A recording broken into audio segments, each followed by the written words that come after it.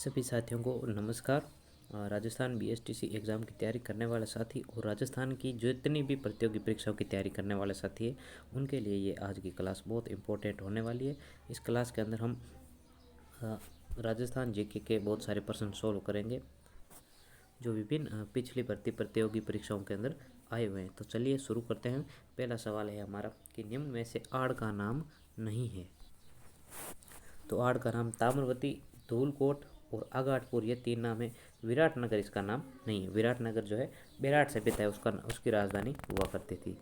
Next, Sindhu घाटी सभ्यता की खोज कब हुई थी? तो 1622, 1722, 1822 या 1922। तो सिंधु घाटी सभ्यता की खोज कब हुई थी? डी ऑप्शन यानी द ऑप्शन 1922 में सिंधु घाटी सभ्यता की खोज हुई थी। नेक्स्ट क्वेश्चन है हमारा कि राज्य की ताम्रयुगीन सभ्यता में से एक प्राचीन सभ्यता है, यानी ताम्रयुगीन सभ्यता में से ये पूछ रहा है कि कौन सी सभ्यता है। तो अहाड़, गणेश्वर, रेंड, कालीबंगा। तो ताम्रयुगीन सभ्यता में से जो सबसे प्राचीन सभ्यता है वो है कालीबंगा सभ्यता। ठीक है, अगला सवाल हमारा है कि गिलोंड की खुदाई का कार्य किसने किया?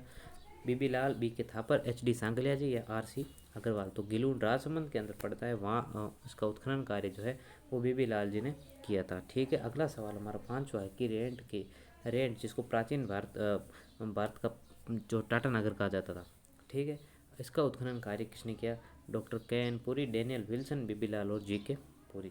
तो रेंट का उत्खनन करने वाले कौन थे भाई? डॉक्टर केदारनाथ पुरी। अगला है दर सभ्यता किस जिले में स्थित है, यानी कहाँ स्थित है? दर, भरतपुर, पाली, कोटा और नागौर। दर सभ्यता किस जिले में? भरतपुर के अंदर स्थित है और ये सभ्यता पाषाणकालीन सभ्यता है। अगला सवाल है सातवां कि कालीबंगा से किन दो फसलों के प्रमुख साक्ष्य हमें मिले हैं? तो जौ और गेहूं के साक्ष्य हमें कालीबंगा से मिले हैं। ठीक है, यहाँ पर जोते हुए खेत के साक्ष्य मिले हैं। और अगला सवाल है गणेश्वर सभ्यता का संबंध किस नदी से, यानी गणेश्वर सभ्यता जो है वो किस नदी के किनारे बसी?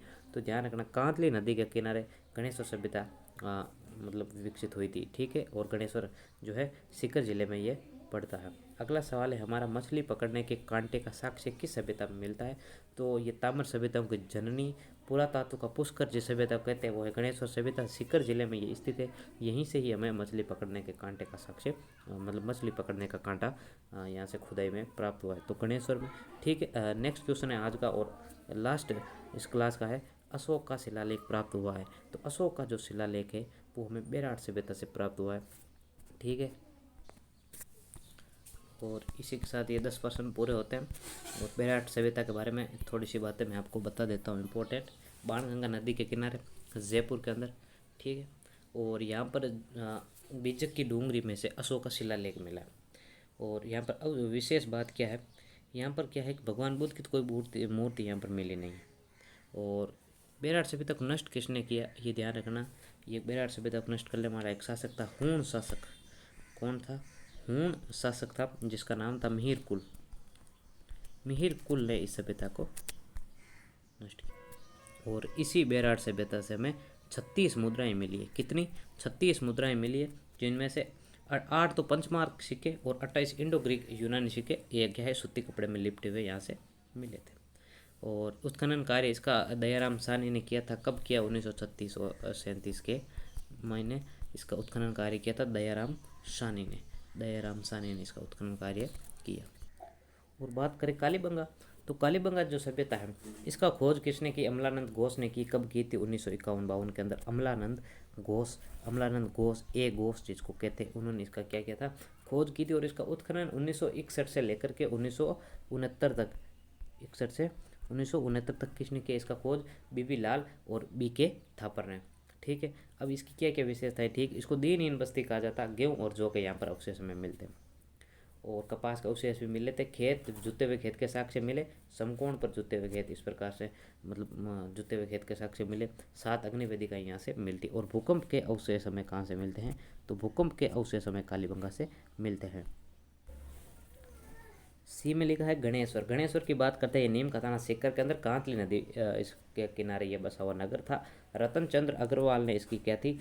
खोज की थी। कब की थी? रतन चंद्र अग्रवाल ने इसकी खोज की थी 1971-72 में। ठीक, 72 में इसकी खोज की थी।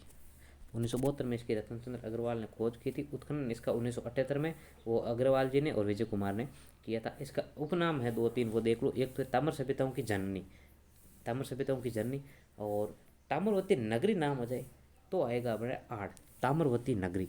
ताम्रवती नगरी तो है आड़, और ताम्र सभ्यताओं की जननी की बात की जाएगी तो वो आएगा गणेश्वर सभ्यता, सीकर। और पुरातत्व का पुष्कर भी अपने गणेश्वर सभ्यता को ही कहते हैं। यहाँ से मछली पकड़ने का एक तो कांटा मिला, दोरी पेचदार पिन मिली और नालीदार प्याला यहाँ से हमें देखने को मिलता है। ऑप्शन डी में लिखा हुआ है रेंड। रेंड जो है, ये रेंड है, ये टोंक में पड़ता है, ठीक है। टोंक में ढील नदी के किनारे, ठीक है, ढील नदी के किनारे टोंक में। और इसको प्राचीन टाटानगर कहा जाता था। और यहाँ से इसका जो उत्खनन कार्य किन्होंने किया वो क्या था, केदारनाथ पुरी ने इनका उत्खनन कार्य किया था। कब किया तो ये ध्यान रखना है ना, 1938 से 1940 में केदारनाथ पुरी ने इसका उत्खनन कार्य किया था, ढील नदी टोंक। और यहाँ से बहुत सारे सिक्के मिले, 3075 पंचमार्क आत सिक्के मिले हैं यहाँ से, 3075। इसको प्राचीन टाटानगर कहा जाता था और ये टोंक जिले में स्थित है। ढील नदी इसके, ढील नदी के किनारे बसा हुआ था, सभ्यता बसी हुई थी।